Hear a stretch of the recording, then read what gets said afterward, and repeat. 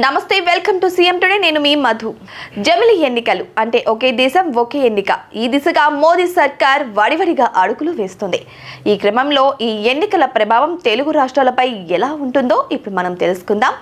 భారతదేశంలో ఎన్నికల సంస్కరణకు సిద్ధమైంది మోదీ సర్కార్. బీజేపీ నేతృత్వంలోని ఎన్డీఏ కూటమి వన్ నేషన్ వన్ ఎలక్షన్ పై అంటే జమిలీపై ఆసక్తితో ఉంది. ఇప్పుడు కాదు, గతంలో వాజ్పేయి హయాంలోనే ఈ దిశగా ఆలోచన చేశారు. కానీ అప్పుడు ఈ ప్రక్రియ ముందుకు సాగలేదు. కానీ ప్రస్తుతం జమిలీ ఎన్నికలపై చాలా సీరియస్ గా ముందుకు వెళ్తుంది కేంద్ర ప్రభుత్వం. వన్ నేషన్ వన్ ఎలక్షన్ పై ఏర్పాటు చేసిన రామ్నాథ్ కోవింద్ కమిటీ నివేదికకు కేంద్ర కేబినెట్ ఆమోదం లభించింది. దేశ ప్రజలే కాదు, అనేక పార్టీలు కూడా జమిలీ ఎన్నికలకు మద్దతు ఇస్తున్నట్లు ఈ కమిటీ చెబుతుంది. ఈ క్రమంలోనే వచ్చే లోక్సభ ఎన్నికలతో పాటు అన్ని రాష్ట్రాలకు అసెంబ్లీ ఎన్నికలు నిర్వహించాలని కేంద్రము భావిస్తుంది. ఈ మేరకు పార్లమెంటు ముందుకు బిల్లు తీసుకొచ్చేందుకు సిద్ధమైంది కేంద్రం. ప్రధాని నరేంద్ర మోడీ అధ్యక్షతన కేంద్ర కేబినెట్ సమావేశమైంది. ఇందులో ప్రధానంగా వన్ నేషన్ వన్ ఎలక్షన్ పై చర్చించారు.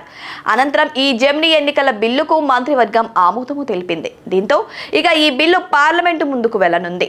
ఉభయ సభల ఆమోదం లభిస్తే దేశవ్యాప్తంగా ఒకేసారి ఎన్నికలు జరగనున్నాయి. వన్ నేషన్ వన్ ఎలక్షన్ సాధ్యమేనని అధికార ఎన్డీఏ, అసాధ్యమని ప్రతిపక్ష ఇండియా కూటమి అభిప్రాయం. ఎవరి వాదన ఎలా ఉన్నా సరే ప్రభుత్వం ఈ ఎన్నికల నిర్వహణకు లైన్ క్లియర్ చేస్తుంది. వడివడిగా ముందుకు వెళ్తుంది.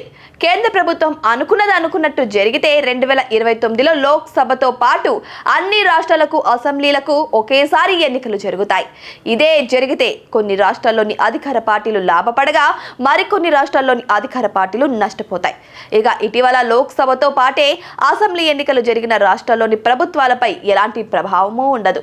అంటే ఆంధ్రప్రదేశ్లోని అధికార కూటమికి అంటే టీడీపీ, జనసేన, బీజేపీకి జమిలీ ఎన్నికల నిర్వహణ వల్ల లాభం కానీ నష్టం కానీ లేదు. అలాగే ఒడిశా, అరుణాచల్ ప్రదేశ్, సిక్కిం వంటి రాష్ట్రాల్లోనూ జమిలీ ఎన్నికల ప్రభావము ఉండదు. అయితే తెలంగాణ విషయానికి వస్తే ఇటీవల లోక్సభ ఎన్నికలకు ముందే ఇక్కడ అసెంబ్లీ ఎన్నికలు జరిగాయి. అంటే 2028లో ఇక్కడ మళ్ళీ అసెంబ్లీ ఎన్నికలు జరగాల్సి ఉంది. కానీ 2029లో జమిలీ ఎన్నికలు జరిగితే పదవి కాలం ముగిసినా సరే కొంతకాలం ప్రభుత్వం కొనసాగుతుంది. ఇలా 5-6 నెలలు అదనంగా పాలించే అవకాశం రేవంత్ ప్రభుత్వానికి దక్కుతుంది. అంటే జమిలీ ఎన్నికల వల్ల తెలంగాణ కాంగ్రెస్ కు లాభమే జరుగుతుంది అని చెప్పచ్చు.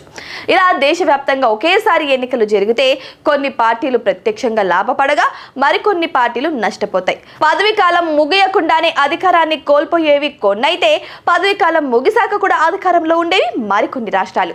ఇటీవల లోక్సభ ఎన్నికలకు ముందే అసెంబ్లీ ఎన్నికలు పూర్తయిన తెలంగాణతో పాటు మధ్యప్రదేశ్, రాజస్థాన్, ఛత్తీస్గఢ్ వంటి రాష్ట్రాల్లో అధికార పార్టీలు లాభపడే అవకాశం ఉంది.